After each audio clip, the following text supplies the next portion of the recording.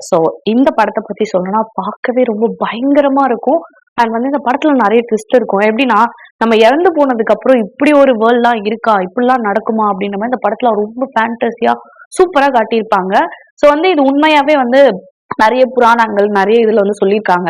நம்ம இறந்ததுக்கு அப்புறமா வந்து ஒரு 7 இப்ப எப்படி சொர்க்கம், நரகம்லாம் சொல்றோம். அந்த மாரி 7 உலகத்த பார்ப்போம். அந்த 7 உலகத்துல 7 கடவுள் இருப்பாங்க. அவங்க நம்ம பண்ண தப்பு, கெட்டது எல்லாத்துக்குமே வந்து தண்டனை குடுப்பாங்க அப்படின்ற மாரி நம்ம நெறைய இடத்துல படிச்சிருப்போம். அண்ட் கேள்வியும் பட்டுருப்போம் இல்லையா? ஸோ அந்த மாரி இந்த படத்துல ரொம்பவே சூப்பரா காட்டியிருப்பாங்க. ஸோ இதுவும் வந்து ஒரு கொரியன் டிராமா தான். ஸோ இந்த படத்தோட அ லைக் வந்து ஒன் லைன்ல சொன்னா இந்த படம் வந்து ரொம்ப சூப்பரா இருக்கும். ஒரு மனுஷன் வந்து என்னென்னலாம் பண்ணியிருக்கான். அவன் வந்து எப்படி போய் இந்த அ இறந்ததுக்கு அப்புறமா வந்து வானுலகத்துல எப்படி வாழ்றான் அப்படின்ற மாரி இந்த படத்துல ரொம்பவே சூப்பரா காமிச்சிருப்பாங்க. த மூவி நேம் வந்து along with the gods and two world. So இன்னைக்கு இந்த படத்தோட ஃபர்ஸ்ட் ஸ்டார்ட்டிங் சீன்ல என்ன வரும் அப்படின்னு பாத்தீங்கன்னா, ஹீரோவ காட்டுவாங்க. ஹீரோவோட நேம் என்னன்னு பாத்தீங்கன்னா கிம். அவர் வந்து ஒரு இந்த ஃபயர் சர்வீஸ்லாம் இருக்கு இல்லையா? ஸோ அதுல வந்து ஒரு சர்வீஸ் மேனா ஒர்க் பண்ணிட்டு இருப்பாரு. லைக் இங்கெல்லாம் வந்து நெருப்பு எரிஞ்சிச்சு அந்த மாதிரி தீயணைப்புலாம் போயிட்டு அணைச்சிட்டு அங்க இருக்கவங்கலாம் வந்து சேஃபா கூட்டிட்டு வருது, ப்ரொடெக்ட் பண்றது அப்படின்ற மாதிரி ஒரு இது பண்ணிட்டு இருப்பாரு. இந்த சீன்ல வந்து என்னன்னா ஃபர்ஸ்ட் சீன்லயே வந்து ஒரு குழந்தை வந்து மாட்டிக்கும். அந்த குழந்தைய புடிச்சுக்கிட்டு அவர் வந்து கீழ குதிக்கணும். ரோப்ல வந்து அவரோட ஆப்போசிட்ல இருக்க பெர்சன்ஸ்லாம் வந்து காப்பாத்துறதுக்கு இப்படி வா அப்படி வான்னுவாங்க. பட் ஆனா அந்த கயிறு வந்து நெருப்பு பத்தி அந்த அவர் கீழ விழுந்துருவாரு. விழுந்த சீன்ல என்ன ஆகும் அப்படின்னு பாத்தீங்கன்னா, அந்த குழந்தைய புடிச்சுக்கிட்டே விழுவாரு. அவர் எவ்வளவு ட்ரை பண்ணுவாரு. பட் ஆனா ஒண்ணும் பண்ண முடியாது. ஆனா அதுல வந்து அந்த குழந்தை குடுகுன்னு ஓடி போய் அவங்க அம்மா கிட்ட போயிடும். ஆனா இவரு அங்க பாத்துட்டு இருப்பாரு. ஐயோ காப்பாத்திட்டேன்டா அப்படின்ற மாதிரி அவர் எழுந்துப்பாரு கிம். ஆனா இதெல்லாம் ஒரு ட்விஸ்ட் என்ன அப்படின்னு பாத்தீங்கன்னா, கிம் வந்து இறந்திருப்பாரு. அவருக்கே தெரியாது. அவர் போய் இந்த குழந்தையோட அம்மா அப்பா கிட்ட நான் சேஃபா கூட்டிட்டு வந்துட்டேன் அப்படின்னு யாரும் கண்டுக்க மாட்டாங்க. மத்தவங்க எல்லார்கிட்டயும் போய் சொல்லுவாரு. யாரும் கண்டுக்க மாட்டாங்க. கூட ஒர்க் பண்றவங்க கிட்ட போய் பேசுவாரு. கண்டுக்க மாட்டாங்க. அப்புறம் தான் அவர் உணர்வாரு அவர் இறந்து போயிட்டாருன்ட்டு. ஏன்னா அவருக்கு கண்ண மூடி கண்ண திறக்கிறப்போ அவரோட சின்ன வயசு ஞாபகங்கள் ஒரு 7 நிமிடங்கள் வந்து வந்து போகும். இப்ப பேசிக்கா ஒரு ஹியூமன் பீயிங் இறந்து போனா அவங்களுக்கு வந்து ஒரு 7 மினிட்ஸ் வந்து அவங்களோட பெஸ்ட் மெமரிஸ் எல்லாம் வரும்னு சொல்லுவாங்க. அந்த மாதிரி அவருக்கு வந்து போயிருக்கும் சின்ன வயசு ஞாபகங்கள்லாம் அவருக்கு தெரியல. அப்ப யோசிப்பாரு. ஓகே இதனால தான் நமக்கு இந்த ஞாபகம்லாம் வந்திருக்கும் அப்படின்ட்டு அவர் இறந்துட்டோம்னு நினைச்சு அப்படியே ஒண்ணுமே புரியாது. பட் ஆனா ஒரு உயிரை காப்பாத்திட்டோம் அப்படின்ற மாதிரி இது பண்ணிட்டு இருப்பாரு. அப்புறம் பார்த்தா ஒரு கூட்டம் இருக்கும். அந்த கூட்டம் பார்த்தா அழுதுட்டு இருப்பாங்க. என்னன்னு பார்த்தா அவரோட பாடி கிட்ட தான் அவரோட ஃப்ரெண்ட்ஸ் அவர் கூட ஒர்க் பண்ண ஒர்க்கர்ஸ் எல்லாம் வந்து அழுதுட்டு இருப்பாங்க. இந்த குழந்தைய சேஃபா கூட்டு போயிடுவாங்க. அப்புறம் பார்த்தா 2 பேர் வருவாங்க. 2 பேர் வந்து கிம் அப்படின்னு கூப்பிடுவாங்க. யாரா என்ன கிம் கிம்னு கூப்பிடுறா? நான் வந்து இறந்துட்டேனே நம்மள யார் கூப்பிடுறா அப்படின்னா இவங்க கண்ணுக்கு மட்டும் நான் தெரியும். பார்த்தா ஒரு பொண்ணு ஷார்ட்டா கியூட்டா அழகா இருப்பான். ஒருத்தர் வந்து டாலா இருப்பான். 2 பேர் வருவாங்க. கிம் இங்க வா நீ இறந்துட்ட. உன்னை வந்து நாங்க வானுலகத்துக்கு கூட்டிட்டு போறோம் அப்படின்னு சொல்லும்போது நாங்க வந்து வானுலகத்துல இருக்க கேப்டன்ஸ் நாங்க வந்து உன்னை கூட்டிட்டு போய் உனக்கு மறுவாழ்வு வாங்கி தருவோம். எங்களை நம்பு அப்படின்னு இவனுக்கு ஒண்ணுமே புரியாது. உன்னோட டைம் முடிய போகுது. வா போலாம் வா போலாம்னா அவன் அப்படியே அவங்க கையை பிடிச்சி இழுத்துட்டே இருப்பா. டக்குன்னு ஒரு சூறாவளி மாதிரி வரும். அவனை அப்படியே பிடிச்சி வானுலகத்துக்கு கூட்டு போற மாதிரி காமிப்பாங்க. டக்குன்னு பார்த்தா வானுலகத்தை காட்டுவாங்க.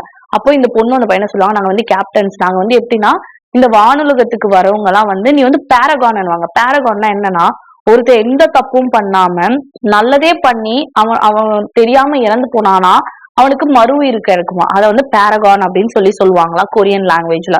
சோ அந்த நீ வந்து ஒரு பேரகான். நீ வந்து நீ வந்து மறுபடியும் உனக்கு வந்து மறுஜன்மம் இருக்கு. உனக்கு அதை வாங்கி கொடுக்கறதுக்காக தான் நாங்க 2 பேரும் வந்திருக்கோம். இப்ப இந்த கோர்ட்ல வந்து இந்த வாதாடுவாங்க இல்லையா அந்த மாதிரி இவங்க 2 பேரு எப்படின்னா அந்த 7 கடவுள் கிட்ட அந்த 7 உலக கடவுள் கிட்ட வாதாடி இவனை காப்பாத்துறதுதான் அவங்களோட டாஸ்க். சோ அதை ஏன் அவங்க பண்றாங்க அப்படின்றத போக போக தெரியும். சோ அவங்க இவங்ககிட்ட எக்ஸ்பிளைன் பண்ணுவாங்க. இந்த 7 பேர் கிட்ட அவங்களோட டெஸ்ட்ல நீ பாஸ் ஆயிட்டா நீ வந்து மறு உருவம் எடுத்துடலாம் அப்படின்னு சொல்லுவாங்க. அவனை கூட்டிட்டு போய் ஃபர்ஸ்ட் டெஸ்ட்டுக்கு ரெடி ஆயிடு அப்படின்னு சொல்லும்போது அந்த பொண்ணு கியூட்டா இருப்பான். அவனும் கியூட்டா இருப்பான். இவங்க 2 பேரும் அவனை கூட்டு போவாங்க. ஃபர்ஸ்ட் பாத்தீங்கன்னா த எல் ஆஃப் காட் அப்படின்னு சொல்லிட்டு ஒரு காட் காமிப்பாங்க. அது என்ன ஃபுல்லா நெருப்பு குழம்பா எரிஞ்சிட்டு இருக்கும். அதுக்குள்ள உள்ள போவாங்க. அப்ப டக்குன்னு இந்த கேப்டன் கேட்பா நீ என்ன பாவம் பண்ண. இவங்க 2 பேருக்கு அசிஸ்டுக்கு ஒரு ஒரு கேப்டன் இருப்பாரு. அவரும் வருவார். 3 பேர் ஓகே 2 பாய் ஒரு கேர்ள். இவங்க 3 பேர் தான் இவனை வந்து வாதாடி கூட்டு போறது. அப்ப வந்து அவங்க போகும்போது நெருப்பு குழம்பா வர அந்த கேப்டன் கேட்பாரு நீ என்ன பாவம் பண்ண இப்படி நெருப்பா எரியுது. நீ யாரையும் கொலை பண்ணிருக்க. அதான் உனக்கு வந்து தீயில சுடுற மாதிரி ஃபர்ஸ்ட் எடுத்தோன்னு வருது. நீ என்ன பண்ண. நான் யாரையும் கொலை பண்ணதே கிடையாது. நான் யாருக்கும் தீங்கே நினைச்சது கிடையாது அப்படின்னு சொல்லும்போது அப்படியே பிளாஷ்பேக் போகும். அவன் என்ன பண்ணிருப்பானா ஒரு இதே மாதிரி ஒரு ஃபயர் இன்சிடென்ட் நடக்கும்போது நிறைய பேரை காப்பாத்திட்டு இருக்கும்போது அவன் ஃப்ரெண்டு ஒருத்தன் உள்ள மாட்டிப்பான். அவன் கூட ஒர்க் பண்றவன அவனை கையை பிடிச்சிருப்பான். அவன் சொல்லுவான் நீ என்ன காப்பாத்துறது முக்கியம் இல்ல. உள்ள 8 பேர் இருக்காங்க. நீ அவங்கள காப்பாத்து. ஏன் உயிர் போனாலும் பரவாயில்ல அப்படின்னு சொல்லுவான். அவன் எவ்வளவு ட்ரை பண்ணுவான். அவன் ஃப்ரெண்டை காப்பாற்ற முடியாது. ஆனா அவன் 8 பேரை காப்பாத்திடுவான். அதுல அவன் 8 பேரை காப்பாத்திருக்காளே அவனோட ஃப்ரெண்ட் ஒருத்தன் தான் இறந்து போயிருக்கான். சோ அததான் இவன் கொலை பண்ணான்ற மாதிரி காமிப்பாங்க. அப்போ வந்து அந்த அந்த காட் வந்து சொல்லுவான். அந்த நெருப்பு கடவுள் வந்து சொல்லும் உன்னை வந்து நான் கொல்ல போறேன். நீ வந்து ஒருத்தனை கொன்னு இருக்க அறிவு இருக்கா அப்படின்னு சொல்லி நீ ஒரு பேரகானா அப்படின்னு சொல்லும் போது அப்ப இவங்க என்ன சொல்லுவாங்க, இல்ல அவன் வந்து அந்த 8 பேரை காப்பாத்துறதுக்காக தானே ஒருத்தரை விட்டோம்னா அவனும் கொலை பண்ணலையே, அது வந்து அது ஒரு தானாவே நடந்த ஒரு செயல்.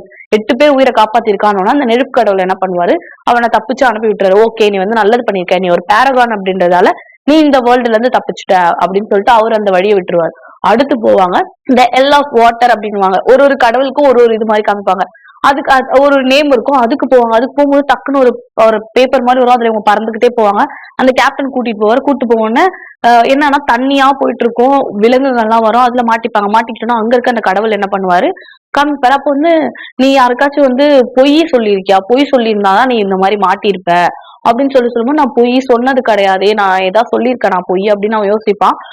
அப்படி அதுக்குள்ள என்ன ஆகும்னா அவன் அப்படியே ஒரு தனியா ஒரு ஒரு இதுல போய் மாட்டிப்பான். அப்படி கீழே பார்த்தா நிறைய பேர் எப்படி தவிப்பாங்க. இவங்க எல்லாம் இறந்து போனவங்க, காப்பாத்துங்க காப்பாத்துங்கன்னு கை கொடுப்பாங்க. அவன் கை கொடுப்பான். அந்த கடவுள் சொல்றாரு, உனக்கு என்ன தைரியம் என்னோட இடத்துலயே வந்து நான் அவனுக்கு கை கொடுத்து காப்பாத்த பாக்குற, நீயே வந்து பொய் சொல்லியிருக்க, நீ முதல்ல ஒழுங்கா நில்ல அப்படின்னா அவன் வந்து அந்த அந்த காப்பாத்த முயற்சிக்காம நின்னுட்டு இருப்பான்.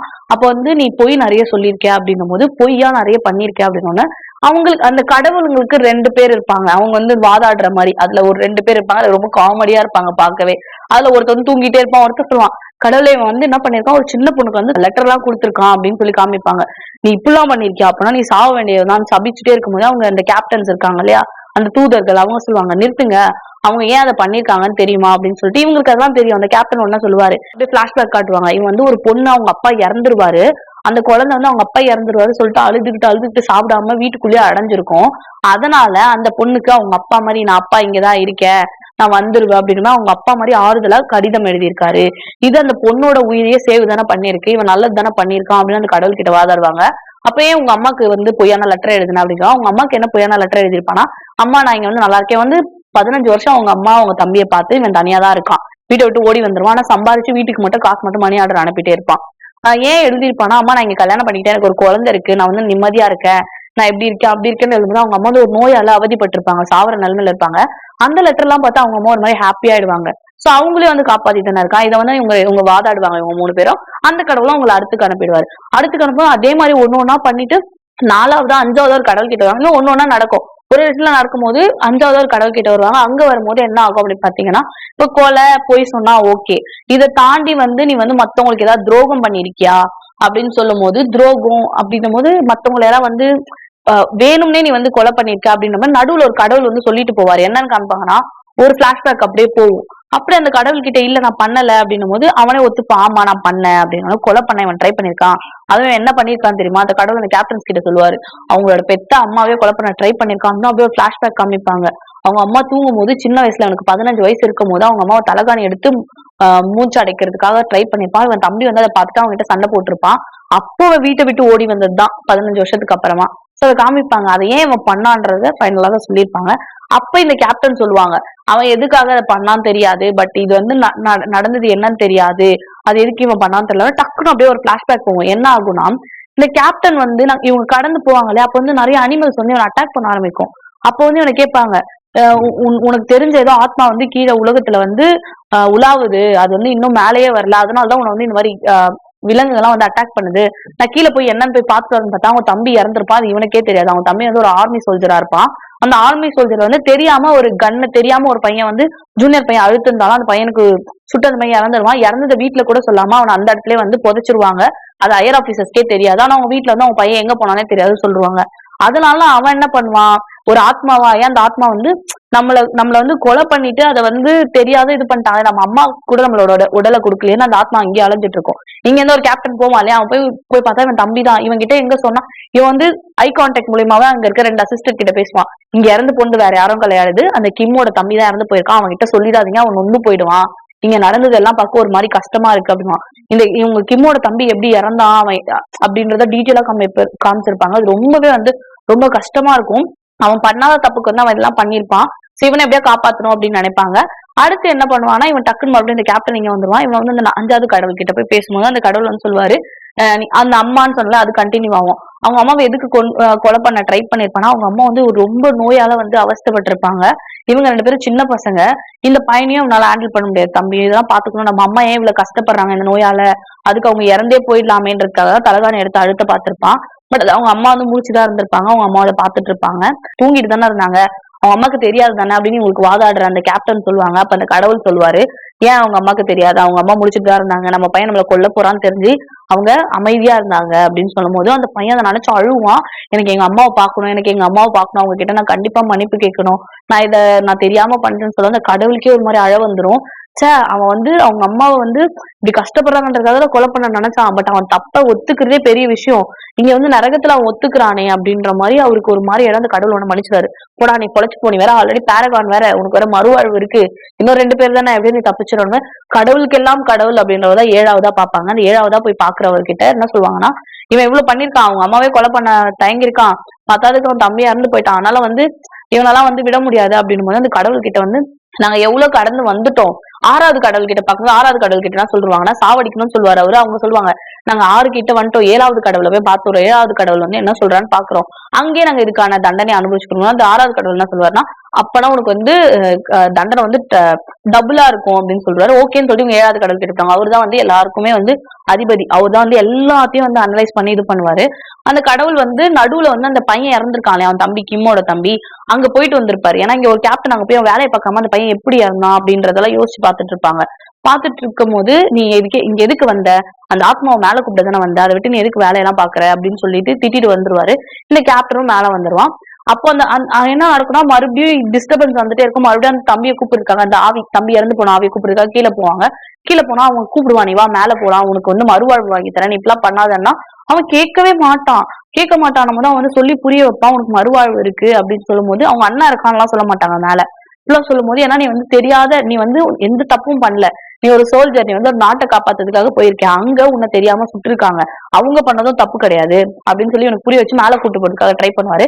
மேல 7வது கடவுள்கிட்டயும் பாஸ் ஆகும் போது இந்த 2 கேப்டனும் சொல்லிடுவாங்க, நீ இதுல மட்டும் பாஸ் பண்ணிட்டீங்கன்னா 48வது பேரகானை நாங்க காப்பாத்துறோம், 49 பேரகானை நாங்க காப்பாத்தணும்னா, பேரகான்னா வந்து மறுவாழ்வு இவங்களுக்கு எல்லாம் இருக்குன்னு அர்த்தம். சோ 49வது பேரகானை நாங்க காப்பாத்தணும்னா எங்க 3 பேருக்கும் மறுவாழ்வு இருக்கு, அந்த மோட்சத்துக்காக தான் நாங்க 3 பேரும் வாதாடுறோம், இந்த 7 கடவுள்கிட்டயும் வாதாடுறோம், நீ 48வது அடுத்து ஒரு 49வது நாங்க காப்பாத்திட்டோம்னா நாங்களும் மறுவாழ்வு பெற்றுருவோம், நீ மறுவாழ்வு பெற்றுட்ட அப்படின்னு சொல்லிட்டு இந்த பையனை இங்க சொல்லிட்டு இருக்கும்போது கீழே அந்த கேப்டன் போய் அவங்க தம்பியை போய் வைப்பாரு. தம்பியை போய் பார்த்துட்டு கூட்டிட்டு வருவாரு. இவன் எல்லா கடவுள்கிட்டயும் பதில் சொல்லி இவன் அழகா சேஃபா தப்பிச்சிருவானா. லைக் இவன் வந்து நல்லதுதான் பண்ணிருக்கான், நிறைய பேரை காப்பாத்திருக்கான், நிறைய பேருக்கு வந்து ஹெல்ப் பண்ணிருக்கான். எப்படி சொல்றது, ஒரு தப்பும் பண்ணாதவன், பொய்யும் சொல்லலாம், அதனால அவன் வந்து கடவுளுக்கே நேர்மையா இருக்கான்னு போது அவனுக்கு ஒரு மறுவாழ்வு கொடுக்கணும் அப்படின்ற மாதிரி கொடுத்துட்டாங்களா. இவன் தம்பி கூப்பிட்டு வருவாங்க, இவன் தம்பியை கூப்பிட்டு வந்து நிக்க வைப்பாங்க. இவன் தம்பியை வந்து சொல்லுவாங்க, இவன் என்ன பண்ணிருக்கான், இவன் எதுக்கு கூப்பிட்டு வந்தீங்க அப்படின்னு சொல்லிட்டு அங்க இருக்கவங்க அந்த கேப்டன்ஸ் தான் சண்டை போடுவாங்க. இவனை கூப்பிட்டு வந்து எதுக்கு இது பண்ணீங்க அப்படின்னு, நம்ம 49வது பேரகானை வந்து இது பண்ணா மட்டும்தான் நம்மளால மறுவாழ்வு வர முடியும், இப்பதான் நம்ம கிம்ம காப்பாத்தணும் அப்படின்னு சொல்லும் போது அவங்க அவங்க அம்மா வந்து ஹாப்பியா ஒரு மாதிரி நிம்மதியா இருப்பாங்க. இந்த பையனை போயிடுவான், அவனுக்கு ஒரு மறுவாழ்வு கிடைச்சிடும். இங்க அவங்க தம்பி வந்துட்டாலே அப்போ இந்த கேப்டன் சொல்லுவாரு, இவனும் வந்து கிம்மும் இவனும் வந்து ஒரே மாதிரிதான், அவன் தம்பியும் இவனும் வந்து கெட்டதே பண்ணது கிடையாது, இவன் தான் பண்ணாத குற்றத்துக்கு இவன் இறந்து போயிருக்கான், இவன் 49வது பேரகான், இவனுக்காக நம்ம வாதாடி இவனை காப்பாத்தணும் அப்படின்னு சொல்லும் போது இந்த படத்தோட இது முடியும். இது வந்து நம்ம இந்த படத்தோட பார்ட் 2 வருதுன்னு அர்த்தம். என்னன்னா இப்ப கிம்ம வந்து காப்பாத்தினாங்க இல்லையா, அந்த 7 கடவுள்கிட்ட எப்படி போராடினாங்க, பிளாஷ்பேக் எல்லாம் காட்டினாங்க இல்லையா, இப்ப அவங்க தம்பி இறந்துட்டான், இவன் கீழே போயிட்டான் மறுவாழ்வுக்கு, இவங்க தம்பி வந்துட்டான். இப்ப இவங்க தம்பியை கூப்பிட்டு வந்து காமிக்கிறாங்களா, இந்த சீனோட இந்த படத்தை முடிச்சிருவாங்க. ரொம்பவே அழகா இருக்கும். இப்ப அடுத்து என்ன பார்ட் 2ல வரும் அப்படின்னு நான் நினைக்கிறேன்னா, இந்த 3 பேர் வந்து 49வது பேரகானை வந்து காப்பாத்துனாங்கன்னா அவங்களுக்கு ஒரு மறுவாழ்வு கிடைக்கும் இல்லையா. சோ அவங்களோட மறுவாழ்வு, அவங்க என்ன பண்ணிருக்காங்க, அதுக்கப்புறம் கிம்மோட தம்பி என்னென்ன பண்ணிருக்கான், இந்த 3 பேரகானோட பிளாஷ்பேக் எல்லாம் வந்து பார்ட் 2ல கண்டிப்பா இருக்கும். சோ மறக்காம நீங்களும் பார்ட் 2வும் பார்க்கணும்னு நினைச்சீங்கன்னா மறக்காம நம்ம சினி கார்னரை சப்ஸ்கிரைப் பண்ணி ஷேர் பண்ணிருங்க. இதோட இந்த படம் முடியுது. டாடா பாய் பாய்.